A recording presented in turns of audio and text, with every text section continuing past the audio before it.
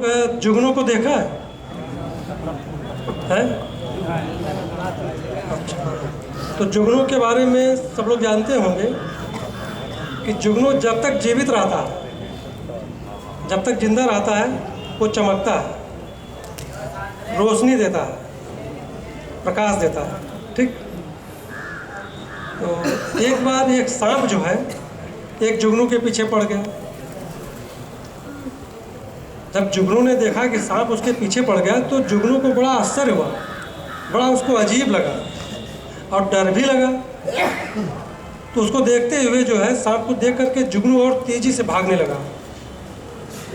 जब तेजी से भागने लगा तो सांप भी उसका पीछा करते करते और तेजी से बढ़ने लगा। अच्छा, जुगनू की एक विशेषता ये होती है जुगनू की, वो कुछ ऊंचाई पर उड़ता है, उसके बाद फिर ज़मीन पर आ जाता है। तो एक समय ऐसा लगा जुगनू को कि ये सांप जो है पीछा करना छोड़ेगा नहीं, तो ये हमको खा सकता है, निगल सकता है। काफ़ी दूर तक भागने का प्रयास किया जुगनू, लेकिन जब उसे लगा कि बच नहीं पाएंगे तो मौके को देख करके, परिस्थिति को भांप करके जुगनू जो है रुक गया।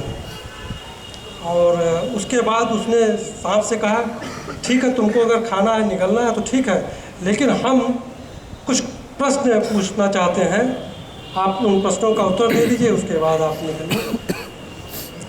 तो सांप ने कहा, ठीक है ठीक है, पूछो प्रश्न। तो जुगनू ने पहला प्रश्न पूछा,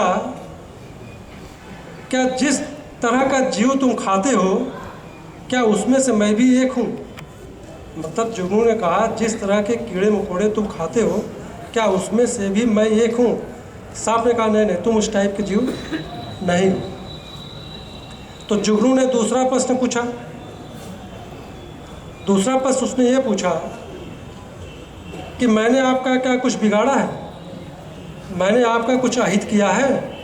मैंने आपका कुछ नुकसान किया है? तो सांप ने कहा, नहीं नहीं, तुमने हमारा कुछ भी अहित नहीं किया, कुछ भी नुकसान नहीं किया, कुछ भी बिगाड़ा नहीं। तो जुगनू ने अंतिम और तीसरा प्रश्न पूछा कि जब मैं आपका भोजन नहीं हूँ और मैंने आपका कुछ बिगाड़ा नहीं है, कुछ आपका नुकसान नहीं किया है और कुछ अहित नहीं किया है, तो तुम मुझे क्यों निगलना चाहते हो, क्यों खाना चाहते हो? तो सांप ने कहा, क्योंकि मैं तुझे चमकते हुए नहीं देख सकता।